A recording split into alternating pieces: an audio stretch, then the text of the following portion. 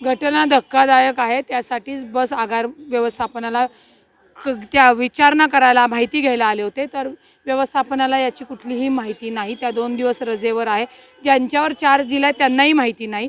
म्हणून पोलीस स्टेशनमध्ये डायरेक्ट धाव घेतलेली की खरा प्रकार काय झालेला आहे। तर त्या 5:30 सकाळी 5:30 वाजता काल त्या महिलेवर त्या आरोपीने अत्याचार केलेला आहे। तो सराईत आहे।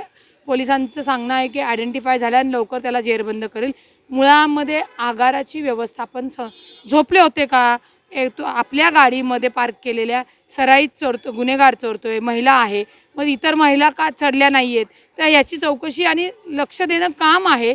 यांच्यामुळे हे विकृत लोक गुन्हेगारी करतात आणि नाहक महिलांना या अशा अत्याचाराला सामोरं जावं लागतं।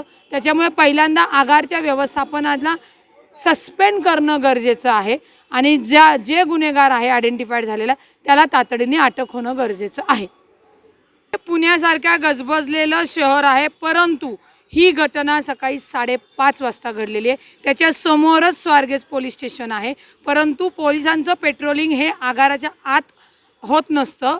म्हणजे आता याच्यापुढे खरं केलं पाहिजे अशी माझी मागणी असेल आणि आगाराची व्यवस्थापन यंत्रणा सुधारली गेली पाहिजे, जेणेकरून हे गुन्हे घडणार नाही। याच्यासाठी प्रत्येक विभागाच्या अधिकाऱ्यांनी काम चोख करणं गरजेचं आहे। जे अधिकारी जे कर्मचारी करणार नाही त्या सगळ्यांना घरी बसवणं गरजेचं आहे। नवीन अधिकारी येतील ते त्यांच्या पद्धतीने चांगलं काम करतील, त्याच्याशिवाय हे आटोक्यात आणू शकत नाही, हे लक्षात घ्या। आणि पुणे पोलिसांनी म्हणजे पोलीस यंत्रणेने सुद्धा आता नवीन प्लॅन आखला पाहिजे की या गुन्हेगारांवर वचक कसा बसवायचा। त्याच्याशिवाय महिला सुरक्षित राहू शकत नाही, हे सिद्ध झालेलं आहे। मला काय म्हणायचं, आगाराचा तो एरिया आहे। आगार व्यवस्थापन कशाला आहे? गाड्या आल्या गेल्या, दुरुस्ती देखभाल, याच्या व्यतिरिक्त सुरक्षेची जबाबदारी आगार प्रमुखाची नाही आहे। त्यांनी झोपा काढायच्या घरी।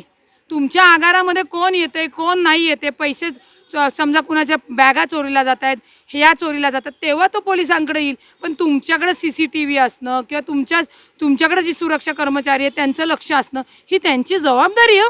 त्यांना नाही आपल्याला बाहेर काय करता येणार। पोलिसांचं काम आहे घटना घडल्यानंतर गुन्हेगारांना पकडणं, तसं आगाराचं काम आहे की आपल्या भागामध्ये आपल्या परिसरामध्ये ही घटना घडली नाही पाहिजे। असं हात झटकून कुणाच्याही काही गोष्टी होणार नाही। त्यामुळे पहिल्यांदा आगार व्यवस्थापनाला सस्पेंड केलं पाहिजे।